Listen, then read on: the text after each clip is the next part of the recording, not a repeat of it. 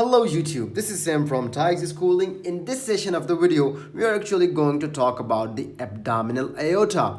So we know that abdominal aorta is the continuation of the thoracic aorta, and the thoracic aorta is the continuation of your arc of aorta, and arc of aorta is actually, the aorta is actually main coming from the left ventricle of the heart. So the aorta coming out of the left ventricle of the heart is divided into the fourth part, that is the ascending aorta, the arc of aorta, and as it goes down, it forms the descending thoracic aorta, and this one, the last part of the aorta, which is called the abdominal aorta. So the abdominal aorta actually starts at the level of what you call the T12, the thoracic vertebra T12, and this abdominal aorta is actually 13 centimeter long, 13 centimeter long, and it ends at the level of L4. At the level of L4, this abdominal aorta actually divides, or you can say bifurcate, into the two main branches that are the left or the common iliac arteries, that is the left common iliac artery and the right common iliac artery. So at the level of L4, the abdominal aorta divides and bifurcate into two divisions. All right, the one thing now, how we're going to study the abdominal aorta. We're going to study abdominal aorta in a different perspective. First, let me explain that.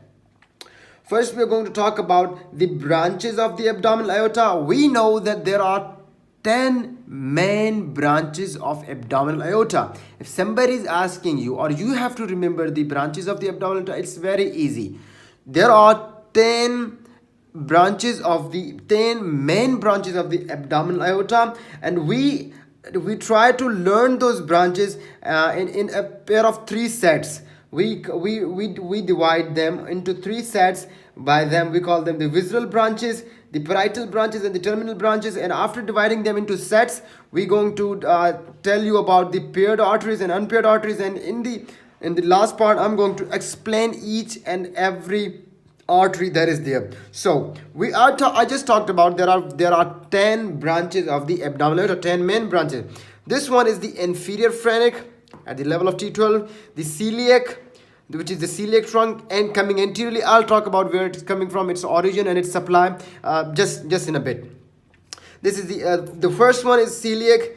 Let me count it with you. The celiac, number 1. Number 2 is superior mesenteric artery. Number 3 is the inferior mesenteric artery. Number 4 is the median sacral artery. Number 5 is the inferior phrenic artery. Number 6 is middle suprarenal artery. Number 7, your renal artery. Number 8 is your gonadal artery. Number 9 are both the common arteries, the common iliac arteries. And number 10 are the 4 arteries that are the lumbar arteries. All right, all of them very easy. So we are going to divide these arteries into 10 sets, or you can say we divide all the 10 branches into 3 sets so we can remember them very easily. So I'll be using this chart, and I'll be mentioning everything in this chart.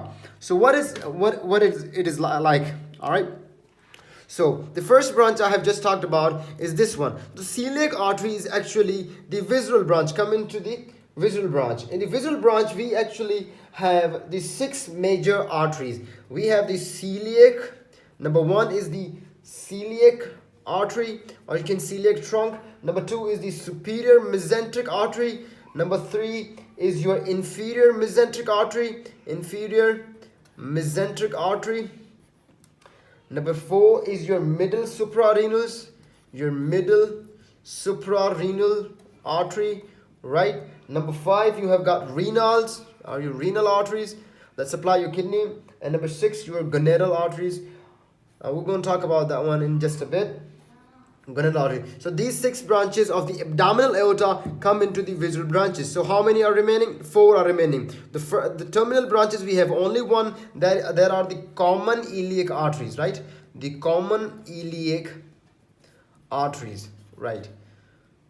And in this parietal branches, we have 3 main branches. We call them the inferior phrenic arteries, this guy out here, inferior phrenic artery, number 1. Number 2 is your lumbars, and number 3 is your median sacral arteries, this guy, median sacral arteries.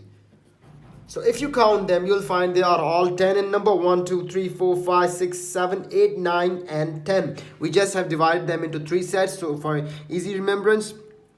Now we actually going to even we're going to differentiate these arteries into 2 parts or 2 sets, or either they are paired or unpaired. What I mean the paired or unpaired, you know what does the paired and unpaired mean? It means if they are in paired form or they are single. So first talk about the unpaired artery. So if you talk about the unpaired artery, we'll just get to the paired very easily. So the unpaired artery, we know the celiac trunk, there is only one, so that's why there is a one. The first one is your celiac trunk.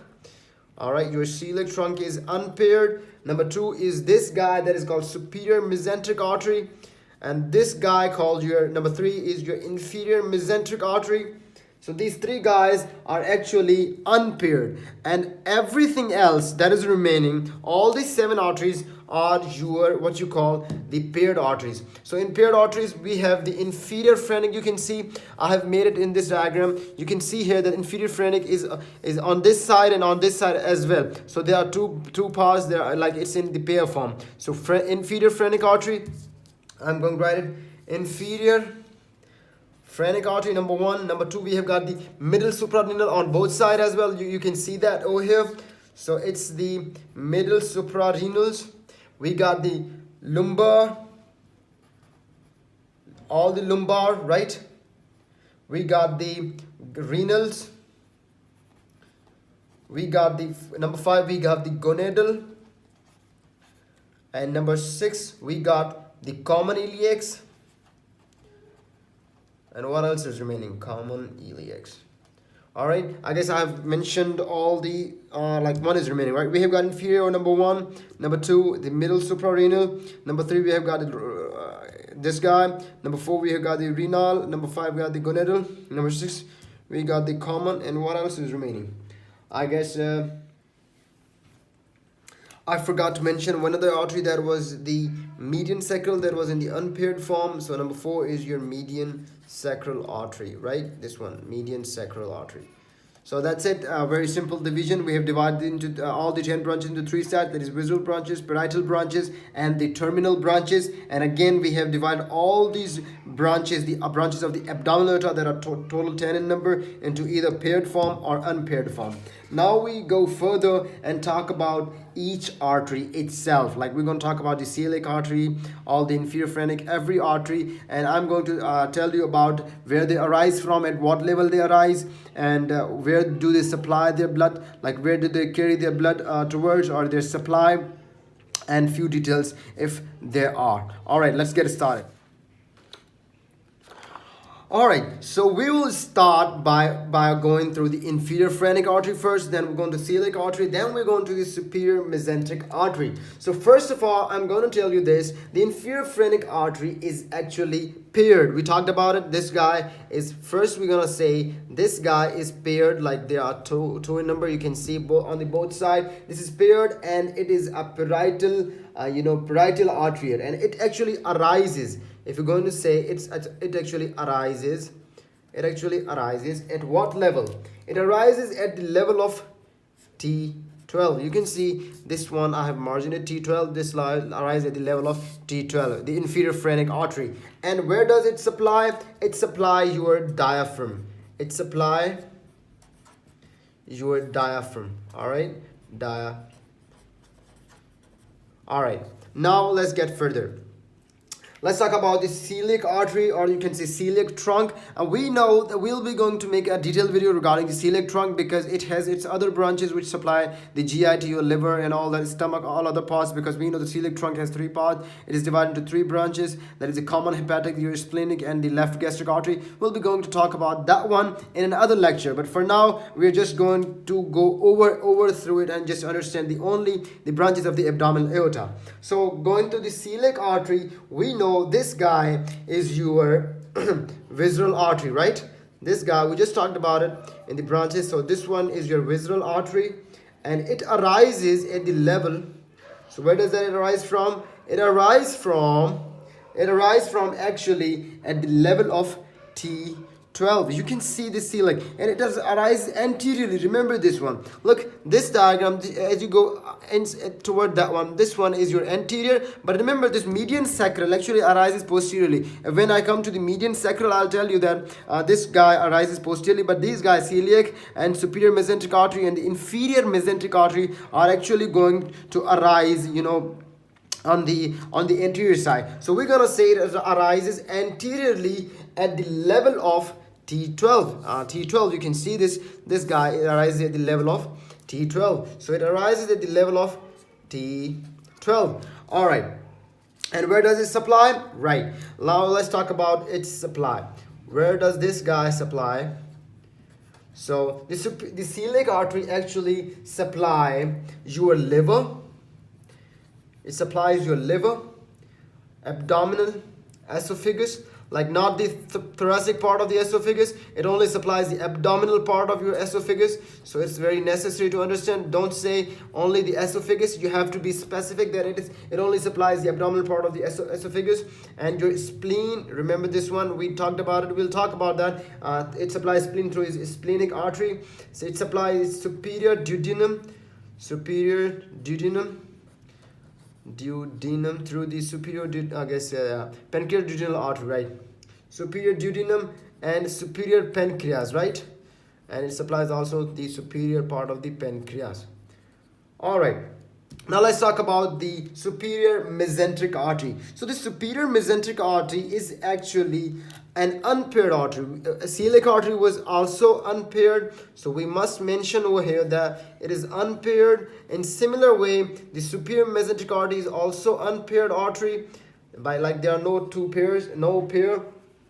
So this guy is your unpaired artery, and it also arises. If somebody asking where does it arise from, you must mention that it arises. So the superior mesenteric artery actually arises. If somebody is asking you where does the superior mesenteric artery arises, you must say it arises anteriorly, just below your celiac artery. This guy is your celiac artery. Just below the celiac artery, this guy arises. If somebody is asking you at what level, you'll be saying at the level of L1. All right, at the level of L1, your superior mesenteric artery is going to arise. And where does it supply? If you're talking about the supply of this guy, you must say that this guy actually supplies your the distal duodenum. We go as from the other part of the duodenum. So distal duodenum, and as you go beyond duodenum, you encounter ilium. So it also supplies you supply jejunum, and you go further, it supplies ilium.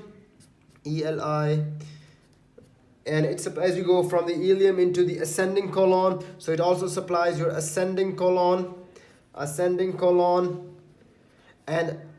just a half part, or kind of half of your transverse colon. So you can say part of transverse colon, and it also supplies a part of your pancreas, right? It also supplies your part of your pancreas. So this is all about your superior mesenteric artery. Now let's talk about another artery, another branch, that is the middle suprarenal artery. So we are done with this one. Now let's talk about the middle suprarenal artery. So this middle suprarenal artery is actually a small branch. Remember this one. It's a small branch, but it is paired. Remember this one. This guy is middle suprarenal, is your small branch. If somebody asking you, you got to say it's a small branch. All right. So this is a small branch, small artery, and it is paired, and it's also a visceral artery, right? Visceral artery, and it arises. If somebody is asking where does it arises, you must say it arises at the level of L1. You can see this is L1, so it arises at the level of, or you can say superior part of the L1, but we're gonna say only it arises at the level of L1. All right. So it arises at the level of L1, and where does it supply? We're talking about the supply of this middle suprarenal artery. So we're gonna say its supply would be the adrenal glands. All right, the adrenal glands. That's why it's suprarenal, like above the renal, above your kidney. And one thing is that you have to remember that this guy actually, arises, posteriorly. Remember, your suprarenal arises actually posteriorly. So I must mention arises posteriorly, right? So this is all about the middle suprarenal artery. Now let's talk about the renal artery. So renal, by word renal, you must know that what I mean. But by renal, I mean kidney. So we know that it supplies your kidney. If you're talking about, first we're going to talk about supply. So we simply know it supplies, renal means kidney. So that's why it supplies your kidney. At first, if you're going to talk about where does it arise? So it arises at the level of, guess it. So this guy actually arises between your L1 and L2. So if somebody's asking you where does the renal artery arises, so you gotta say it arises between your L1 or first lumbar vertebra and between the L2. Between L1 and L2, this artery arises, and this artery is also, you can say, is paired and it is visceral. All right, so this is paired because there we have got two kidneys, so it has to supply on both sides. That's why it is paired. It is paired, and it's also a visceral artery. Visceral of the abdomen, right? Visceral artery. Now let's talk about the gonadal one. So I'm sorry. The gonadal artery, so it's also, gonadal arteries are also paired. Remember we talked about it earlier. We talked about the paired and unpaired arteries. So it's paired, it's visceral, again similar to the renal, but this guy actually arises laterally at the level of L2. So we know this one. Gonadal artery arises at the level of L2. You can see it here. So it arises at the level of, if somebody is asking where does it arise, you must mention that it arises at the level of L2, right? So at the level of L2 it arises, but remember it arises laterally, not from the anterior, not from the posterior side. It arises laterally. So it supplies your gonads, but in case of female, it is called the testicular artery. But in the case of male, in the case of male, you call it the testicular arteries, but in case of the female, you call it the ovarian artery. All right. So this is the gonadal arteries. Now let's talk about the inferior mesenteric artery. So inferior mesenteric artery, not much of a big deal.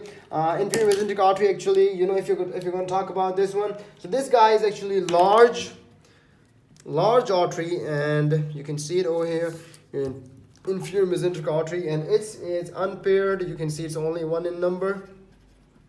It is unpaired, large, and what is good thing about it is it's also visceral.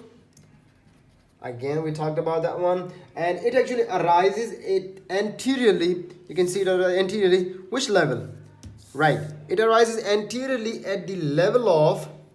It arises anteriorly at the level of L3. Right. L3 vertebra. Am I right? This one. So it arises at the level of L3, and it supplies. If we're going to talk about your supply of this guy, you must say this guy supply what? It supplies your, you can say, the large intestine from the splenic flexure till upper part of your rectum. So it supplies your large intestine from the splenic flexure till your upper part of the rectum, upper part of your rectum, till that this inferior mesenteric artery is going to supply, right? Now let's go and talk about three remaining arteries. These guys are your median sacral artery and the lumbar artery, and finally we have got the common iliac artery. So the median sacral artery, this guy which is hanging kind of downward, and this guy is actually posterior. Remember this one. So this guy, we know that this guy is also unpaired. Like you can see that one, that big one. So this one is your unpaired, right?